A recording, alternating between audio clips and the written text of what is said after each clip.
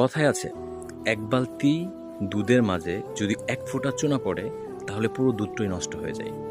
হ্যাঁ, এটা একটা মেটাফোর কথা, কিন্তু এটার অর্থ কিন্তু বিশাল। আপনি যদি খুব ভালো একটা মানুষ, আপনার অজস্র ভালো গুণে ভরা আপনার একটা মানুষ, কিন্তু আপনার ভিতরে এমন একটা দোষ আছে যে দোষটার কারণে আপনার সমস্ত গুণগুলি ম্লান হয়ে যেতে পারে। মানুষ হিসাবে আমরা দোষে গুণে মিলেই মানুষ। তো আপনি যেহেতু অলমোস্ট ভালো মানুষ, আপনার ভিতরে অজস্র গুণে ভরপুর, তো শুধু আপনার দুই একটা মুদ্রা দোষ যেটা চুনা হিসেবে কাউন্ট করা হচ্ছে, যেটার কারণে আপনার সকল গুণগুলি ম্লান হয়ে যেতে পারে। গুড হিউম্যান বিং হিসাবে আপনার এটা আইডেন্টিফাই করা উচিত যে আপনার হাজার ভালো গুণের ভিতরে একটা কি এমন দোষ আছে যে দোষের কারণে আপনার হাজার ভালো গুণগুলিও ম্লান হয়ে যেতে পারে। এটা আপনার আইডেন্টিফাই করে এটা শুধরানোটা হচ্ছে খুবই ইম্পর্টেন্ট জিনিস। আমরা অনেক সময় হয় কি, আমরা খুব ভালো মানুষই, কিন্তু ওই একটা জিনিস সব গুণগুলিকে ম্লান করে দিচ্ছে, সেই দোষটাকে আমরা আইডেন্টিফাই করতে পারি না।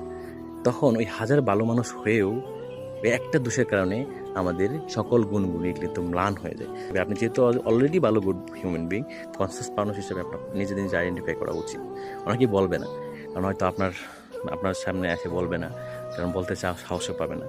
কিন্তু আপনার সেই দোষটা আছে, সেই দোষটা আপনি আইডেন্টিফাই করে সেটাকে রিমুভ করাটাই হচ্ছে একটা বুদ্ধিমানের কাজ। তবেই হাজার গুণগুলি আপনার পেলোয়েবল হবে, আদারওয়াইজ ওই গুণগুলি একদম ওই যে চুনার মতো দুধ নষ্ট করে দেবে।